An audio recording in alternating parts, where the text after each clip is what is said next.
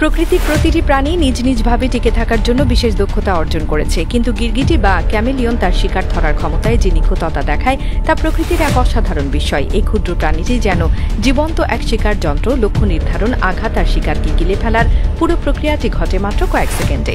গিরগিটি তার চারপাশের পরিবেশের সঙ্গে এমনভাবে মিশে যায় যে শিকার প্রায় কখনোই তার উপস্থিতি টের পায় না। গাছের ডালে নিঃশব্দে বসে থাকা অবস্থায় সে চোখ দিয়ে একসঙ্গে দুই দিক পর্যবেক্ষণ করে। একবার যখন চোখে লক্ষ্য স্থির করে তখন তার জিহ্বা নিক্ষেপ করে মুহূর্তেই শিকারকে ধরে ফেলে। এই জিহ্বা তার শরীরের দৈর্ঘ্যের দ্বিগুণ পর্যন্ত প্রসারিত হতে পারে এবং তা 90 কিলোমিটার গতিতে ছুটে যায়, যা এক চোখের পলকেরও কম সময়ে ঘটে। এই শিকার প্রক্রিয়া অনেকটা প্রাণঘাতী, নিখুঁত গণনা ও মেকানিক্যাল নির্ভুলতার মতো কাজ করে। জিহ্বার শেষ অংশে থাকে এক ধরনের আঠালো প্যাড, যা শিকার সাধারণত মাছি বা ছোট পোকামাকড় ছুঁয়ে গেলেই আটকে ফেলে।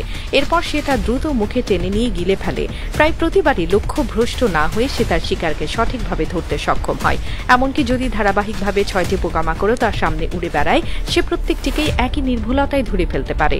গিরগিটির এই দক্ষতার পেছনে রয়েছে তার দেহের অসাধারণ শারীরিক গঠন ও স্নায়ুতন্ত্রের নিখুঁত সমন্বয়। বিজ্ঞানীরা জানিয়েছেন গিরগিটির জিহ্বা কেবল দ্রুতই নয়, বরং অত্যন্ত শক্তিশালীও।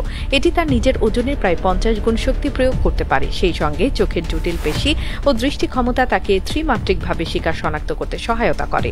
এই বিশেষ বৈশিষ্ট্য শুধু প্রকৃতির অভিযোজনের উদাহরণ নয়, বরং ভবিষ্যতের বায়োমিমিক্রি প্রযুক্তির জন্য অনুপ্রেরণা।